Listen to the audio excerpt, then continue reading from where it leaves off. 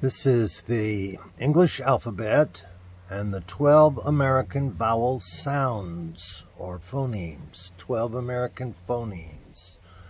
There are 13 on this chart, but 2 of them make exactly the same sound. The middle A and the short O both make the same sound, so there are 12 American vowel phonemes. We will start with the letter A. Makes 3 phonemes. It makes long A, A. It makes middle A, ah. And it makes short A, ah.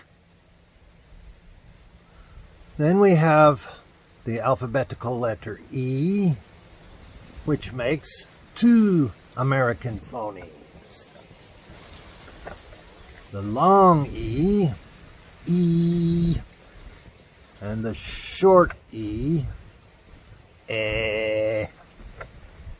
Then we have the letter I, which makes 2 American phonemes.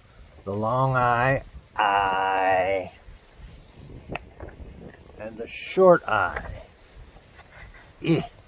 I. Then we have the alphabetical letter O,